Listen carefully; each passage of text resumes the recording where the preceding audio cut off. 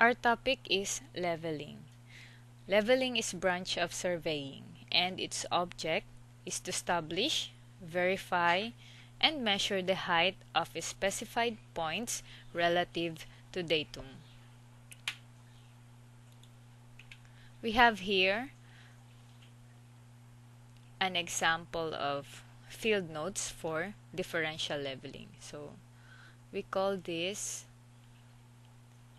recorded data or field notes. So field notes here has 5 columns: STA or station, BS or backsite, HI or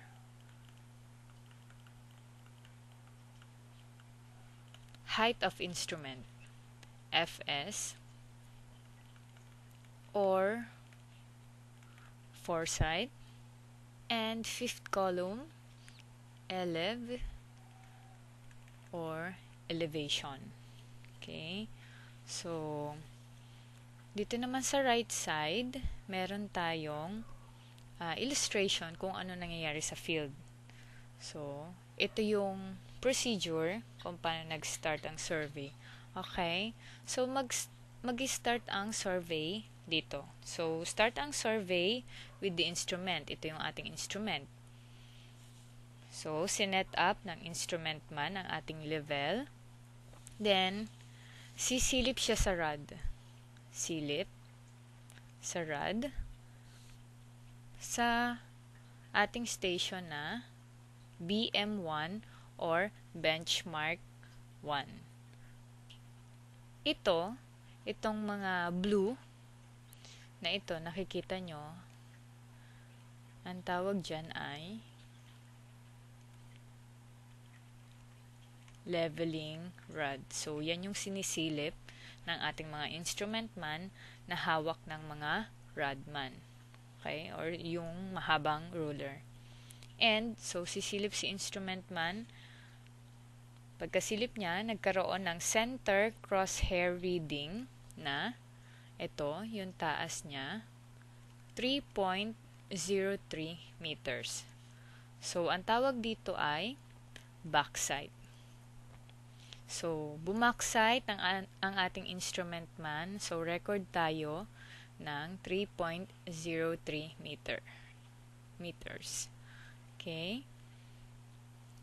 And then, so para makuha ang ating height of instrument, ang gagawin lang natin, i-add natin yung assumed elevation. So, height of instrument is equal to elevation plus backside.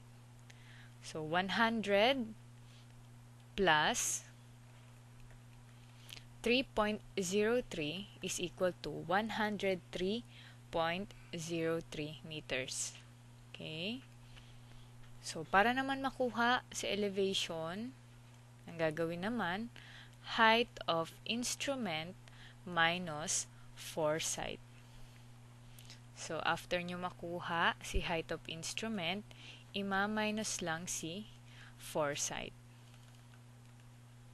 And then, makukuha nyo na yung elevation na 99.17 meters. So, paano naman yun sa field?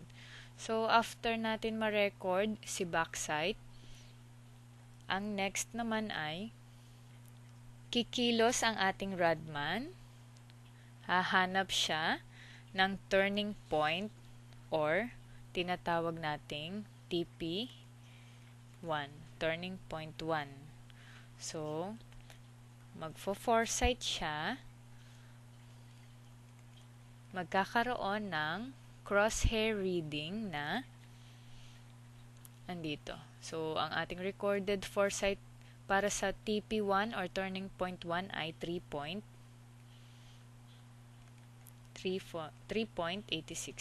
meters. Okay, so again, height of instrument minus foresight equals 99.17. So, ganun lang yung pagre-record natin. And then, yung level natin or yung instrument, ililipat natin sa bagong position. So, dito sa figure, ito yung kanyang bagong position. So, again, iba-backside niya si TP1. Okay, backside. Kay TP1, ang ating data recorded ay 2.6 meters. So, balik tayo sa table. Ito yon. So, dito niya na-record backside ni TP1, 2.6. Idiretso natin ang ating foresight, backside. So, sa field, sa pagre-record, idiretso natin. Okay, next. So, dito sa bagong position, magpo-foresight si instrument man ng ang naging resulta sa crosshair reading ay based dito sa ating data ay 4.53 for TP2 or turning point 2. So, foresight ay 4.53. So, again, lilipat si instrument man. Okay? So, ang ating backside for TP2 ay 4.22. Okay? Foresight for TP2 ay 4.53. So, kapag nalilito kayo kung saan ko kinukuha yung values, tingnan nyo lang yung field notes natin or yung recorded data dito sa left side. Okay, ituloy natin. Ang ginawa sa field, next, ilipat ang aparato. Andito na yung bagong position. So, magba-backside siya para sa BM2. Backside ng BM2 or benchmark 2. So, based sa data natin ay 6.43. Okay, next. So, pang ilan na tong station? So, this is TP1, TP2, TP3. So, foresight based sa data natin, ang foresight natin for TP3 ay 4.44. Next, lipat ang aparato. Backside. So, ang backside natin kay TP3 ay 3.85. Next, foresight. Foresight recorded para kay turning point 4 or TP4 ay 2.96. Lipat ang aparato, backside.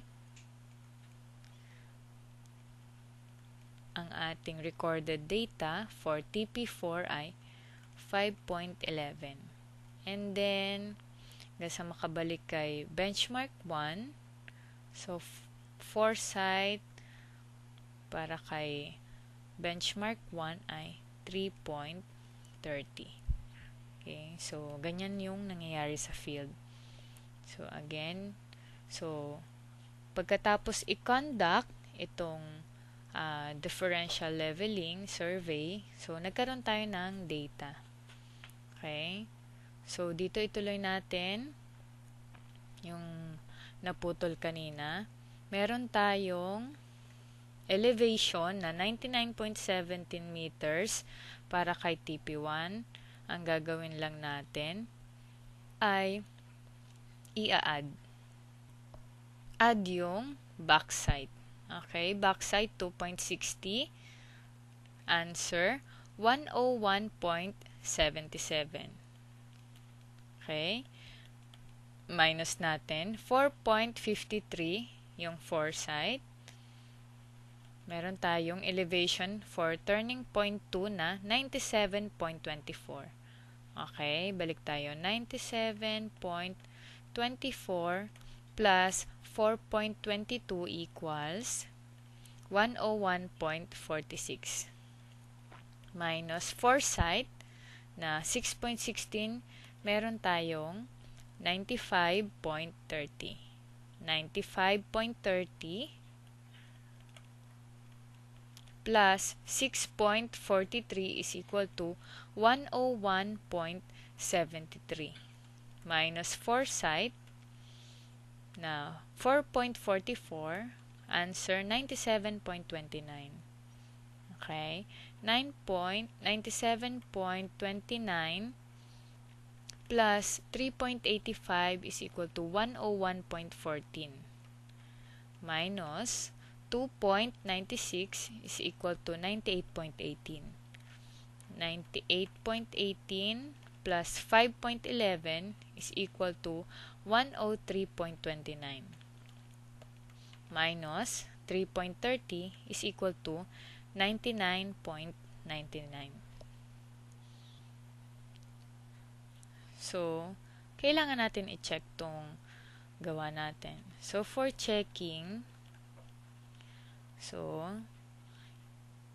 ipag-add lang lahat ng foresight, then, ima-minus natin yung summation, lahat ng foresight, sa sum ng backside. Okay?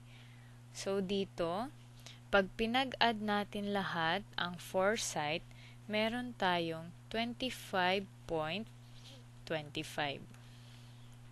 So, minus yung summation ng backside, meron tayong 25.241. So, 25.25 minus 25.241 is equal to 0.01. Next, yung first elevation natin minus last elevation. Okay? So, yung first elevation natin, 100 minus yung last na elevation, ito, 100, and yung 99.99. 100 minus 99.99. So, kailangan equal. So, tama yung gawa natin. Okay? Kailangan, sa checking, same yung difference ng sum ng foresight at backside and yung difference ng first elevation at last elevation.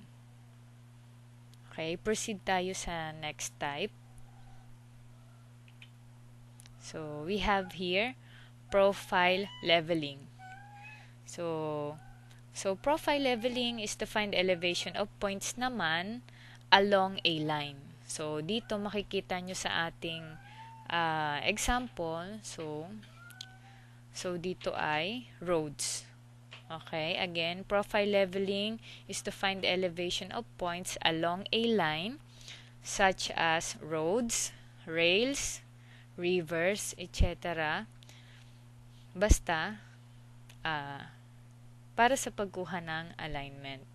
Okay, dito naman sa figure, makikita nyo yung readings ng mga stations, and then ginagawa ito para sa cross-section. Yung nabanggit ko nga kanina, para sa cross-section ng alignment ng roads, rails, rivers, and sa profile leveling, meron tayong tinatawag na interval. Okay, pwedeng 10 meters, 20 meters, so depende sa paggagamitan. Okay, so dito, sa BM1, sa benchmark, nag-backside. Okay. So, merong reading na 1.255 meters. Next, so, nag-foresight naman siya kay 0.2. And, ang nakuha niyang height ay 1.1. Okay, lumipad siya ng pwesto. Okay, backside siya kay 2. Backside. and nakakuha siya ng 0.465. Okay, next, foresight. Para kay 0.3, merong nakuha na height na 2.095. Okay, lipat ng aparato, backside kay 0.3.